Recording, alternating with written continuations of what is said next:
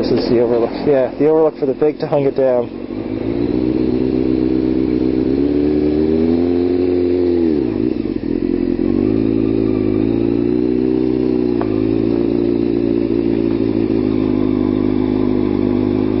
Slow speed. Who says slow speed isn't useful? Slow speed maneuvering is something that always should be practiced. Alright.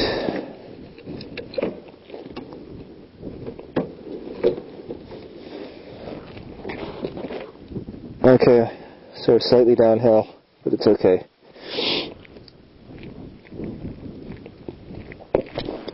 Whoops, just tripped on the curb, but wow. So, that is apparently the upper Big Tahunga Dam. It's a really nice view up here. I'm just checking to see if it's recording.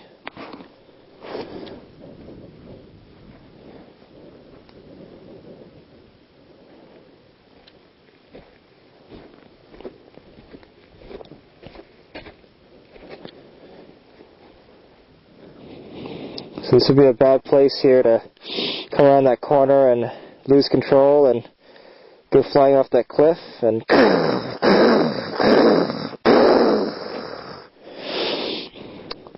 yep, things that go through my head when I'm riding.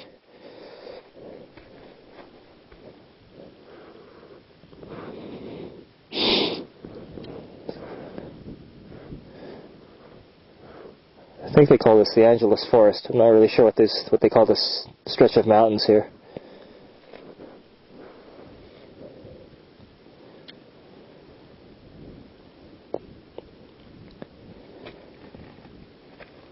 And what is it today? Today is, I think, December the 9th.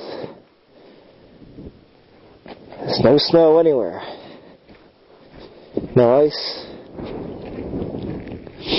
I'm still debating whether or not I should ride in the rain, because it's going to rain this afternoon and all day tomorrow.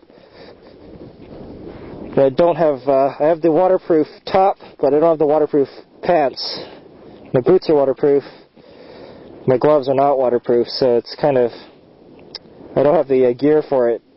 I was doing a little research on riding in the rain, and that's the first thing that is recommended, is that you get really good rain gear that keeps you completely dry. I don't have that. Motorcycling is a money pit. Next thing you know, now it rains, now I gotta get rain gear, so I keep riding in the rain. But part of me says, what is the point of riding in the rain? You have to go slow, it's extra dangerous. How can it possibly be all that fun? It seems like madness. Things that aren't normally a hazard, like these painted lines all over the place and those dots, all those things, they all become greater hazards than they are when you're riding in the dry weather, because you can slip really easily on those painted lines. So I have a hard time convincing myself to ride recreationally in the rain. I view it as more like training in case you're ever like sport touring out in the countryside on a multi-thousand-mile trip across the country, and in that situation you need to be ready to ride in the rain, because sooner or later it's going to happen. Here I'm lucky enough to just take day trips and weekend trips, and I can just check the weather report before I go and make sure that it'll be sunny the whole time.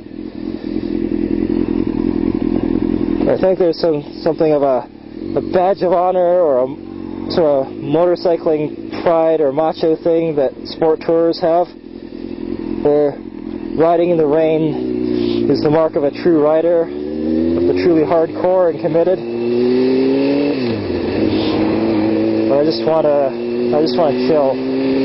I'm not really out to prove my mastery of motorcycling to anyone. So riding in the rain is out for now until I get the proper gear at any rate. But that's the only reason I see riding in the rain as remotely sensible, is purely as practice and preparation for that unexpected situation where you find yourself riding in the rain. Of course, if you live in a place like Seattle or Vancouver or I guess Portland, Oregon, or the Pacific Northwest rainforests, or if you live in England, where it tends to rain quite a bit, riding in the rain in those places is just a way of life if you want to ride a motorcycle. Otherwise, you won't be riding much. And here in Southern California, I'm spoiled rotten by this awesome weather all the time. And the whole concept, when someone says, let's go riding in the rain, if someone says, let's go riding in the rain, I'm going to look at them funny and say, what? So I'm sure all any hardcore motorcyclist who rides in the rain is probably looking at this thinking, what a wimp.